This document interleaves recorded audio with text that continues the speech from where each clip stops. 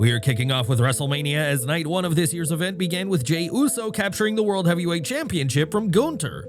The crowd was red hot as expected for Jey's flashy entrance, which contrasted dynamically with Gunther's no-nonsense walk to the ring, telling the story of two very different competitors. The story of the match was that Jey had an answer for everything Gunther had to offer, proving that main event Jey was more than just a flashy entrance.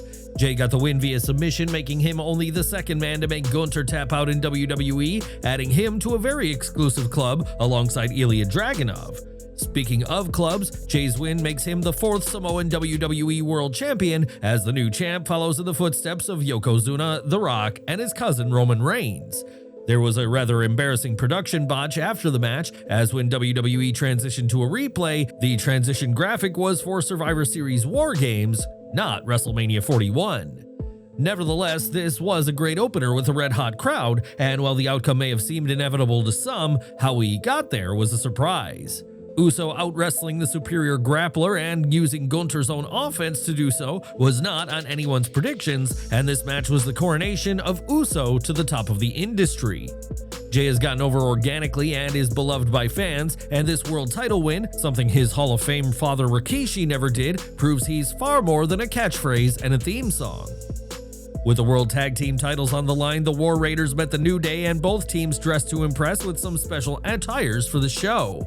The Raiders wore Clash of Clans-inspired attires, while the New Day were inspired by Giant Gonzalez, but their attires included a three-headed unicorn, with one head being withered. A not-so-subtle dig to Big E, Woods, and Kingston scored the win, earning Kofi Kingston his first championship win at WrestleMania since capturing the WWE title 6 years ago. The match featured some perfectly fine wrestling from two talented teams, but the crowd were noticeably quiet at times, likely due to the lack of story going into this contest. After Uso's win, both teams had a tough time following on from that, and hopefully this title change marks a refresh point for the Raw Tag Team division. In the first ever WrestleMania women's singles match without a title or a stipulation, Jade Cargill went 2-0 at WrestleMania with a hard-fought win over former friend Naomi.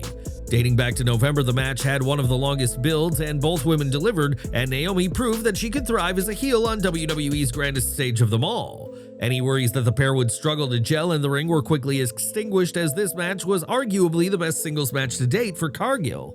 At times, Jade seemed to struggle with her outfit, and there were wardrobe malfunctions briefly caught on camera after the match that WWE quickly cut away from.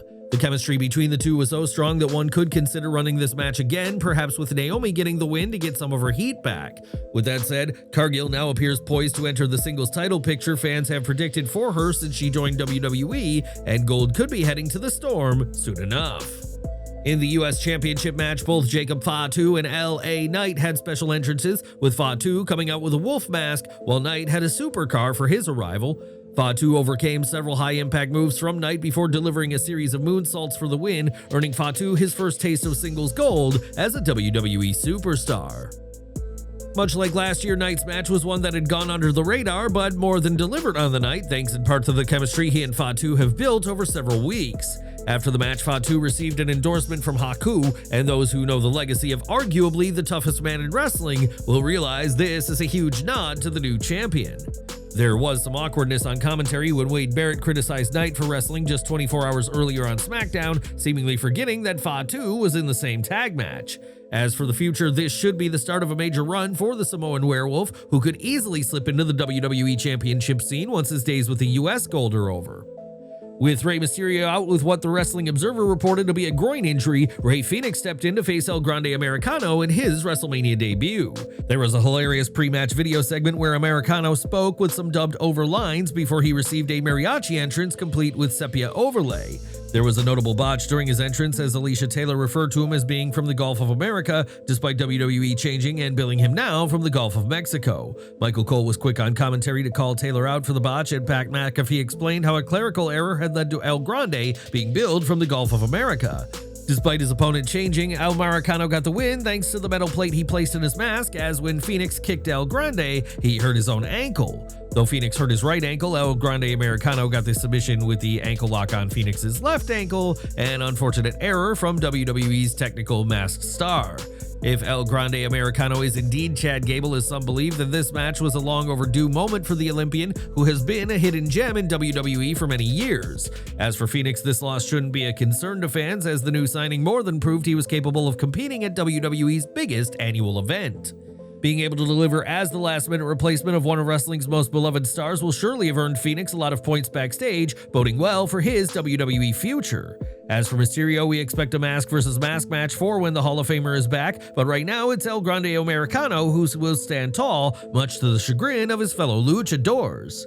In one of the most personal matches this year, Tiffany Stratton proved it is indeed Tiffy time as she retained the WWE Women's title against Charlotte Flair. Stratton received a special Barbie-themed entrance complete with the champ coming out of a box, while Flair arrived on the scene in a Rolls Royce. Leaning to how personal things have gotten between them, Flair and Stratton beat the hell out of each other, and Stratton was left missing part of her tooth when all was said and done. There were times when Stratton seemed to take a pause, seemingly unsure where to go next, but Wade Barrett covered, saying her inexperience was giving Flair an opening to capitalize. Both women targeted the knees of the other before Stratton won with her moonsault in a star-making performance for the popular superstar who has plenty of years ahead of her. For Flair, it was another excellent example that she always delivers in big-time matches, adding another entry to her WrestleMania legacy, but not another title to her resume.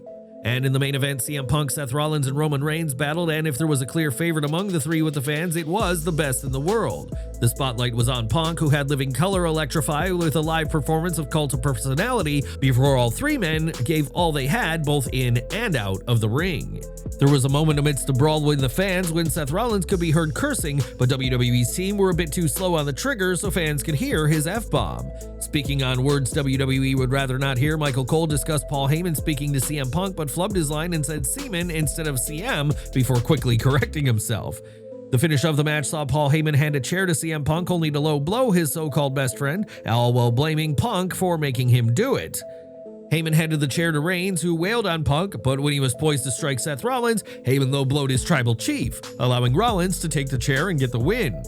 This was an extraordinary match and a clear Match of the Year candidate, and an excellent surprise finish has only deepened intrigue in the direction of all four men involved. While some predicted the Heyman-Rollins alliance, the stunned faces on many inside Allegiant Stadium proved this was a shock, as WrestleMania finished with the Architect standing tall. In post-show footage uploaded on WWE's Twitter, Reigns and Punk looked devastated at the loss of both the match and Heyman, as they and the fans are hungry for answers. And that was WrestleMania 41 Saturday, and what did you think of the show? What were your standout matches and moments? Let us know in the comments section, and thanks for watching.